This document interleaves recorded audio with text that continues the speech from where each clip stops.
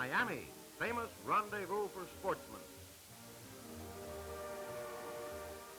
Its Rod and Reel Club is headquarters for expert fishermen as well as beginners. But let's get started.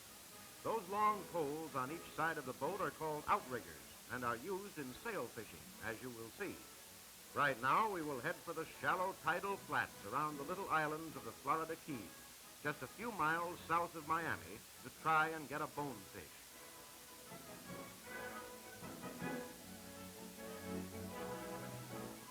No, that's not a bonefish, son, just a whipray, and not exactly the sort of fisherman's trophy one would come to Florida to catch. Even the sharks don't like them. Many authorities claim that the bonefish is the shyest, fastest, and gamest fish that swims. In any case, he's no cinch to catch. For bait, we'll use shrimp, although crabs or conch are okay. And some folks even use feathered lures and plugs.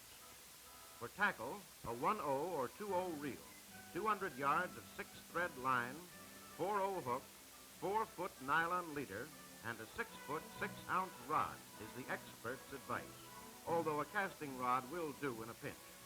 A thumb stall is also recommended. And now, watch out. Suddenly comes a sly, quick tug, and if you hook your fish, you're in for some of the fastest and most exciting moments of your angling career. The line seems to fly out. Sometimes as much as 150 yards is taken before he stops. He may rush back straight toward you, in which case you just pray, as a slack line will probably cost you your fish. You have to be quick, fast, and careful. It seems he will never quit, but when he's finally brought into the boat, you certainly have a right to feel pleased with yourself.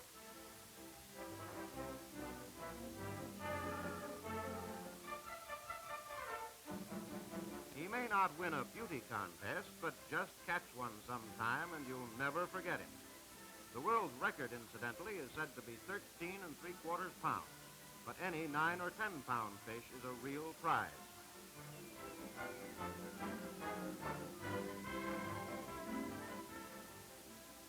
And now for bigger game. Miami's Pier 5 is the gateway to the fabulous Gulf Stream.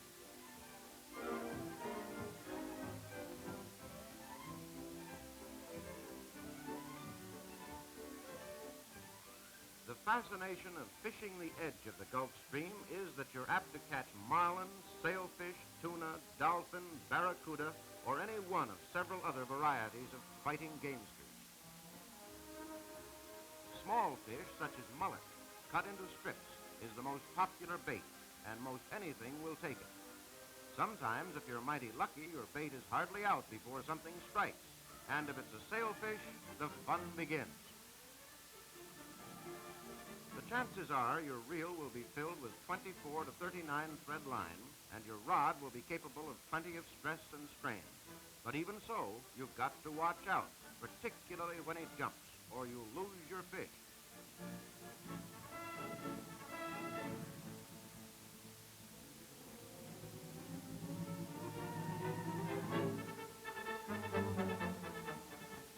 Jumping fish will tire more quickly, given their head. If he wants to go, let him go. Just make it hard for him. And always remember to keep a taut line if possible. When he starts to tire and give up, that's the time to go to work on him.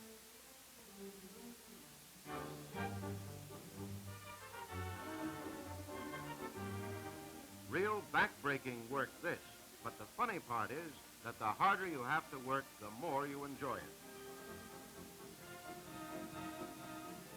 And then comes those last few most exciting moments. Will he really be boated?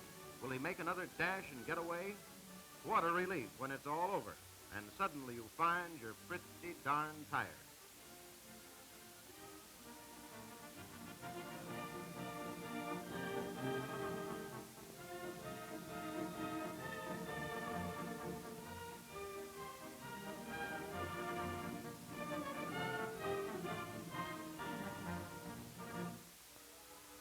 The Gulf Stream is also home to some creatures that would not make pretty wall decorations.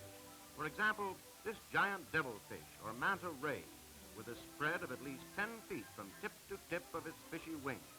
Let's just look and let him go about his business.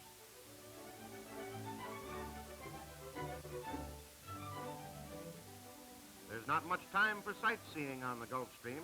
Something's always happening. This time it's a barracuda, the tiger of the sea. Many well-informed persons consider these cannibalistic sea pike, which can run over 100 pounds, more dangerous than sharks. They have jaws like a mastiff, teeth like razors, and will attack anything. Or it may be a dolphin, a sporty fighter, and when first taken, one of the most beautifully colored fish in these waters. A nice thing about Gulf Stream fishing is that you generally have plenty of company, and there's always enough fish for all. If you get tired and just want to relax in the sunshine, you can watch someone else get all excited and boost his blood pressure.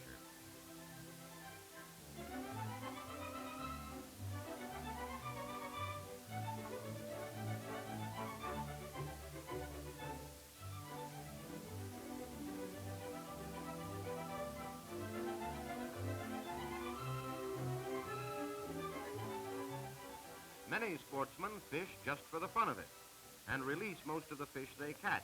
A really big one, of course, is kept for the record.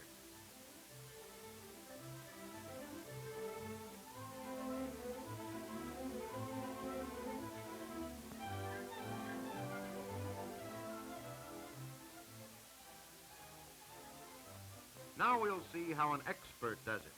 Here's Dave Newell, well-known sporting writer and authority on how to handle a rod and reel, with a big sailfish on the other end of his line.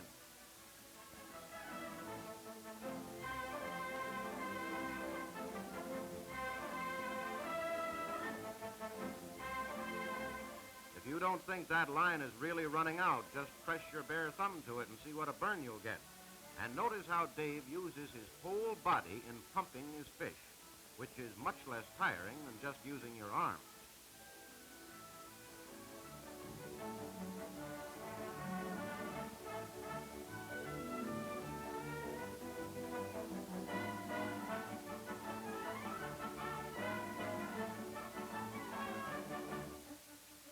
Up he goes again.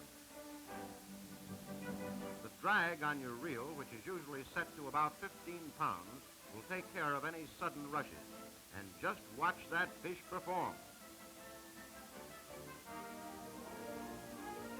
An expert can tell by the feel of the line just about how nearly played out the fish is, although sometimes they fool even the experts.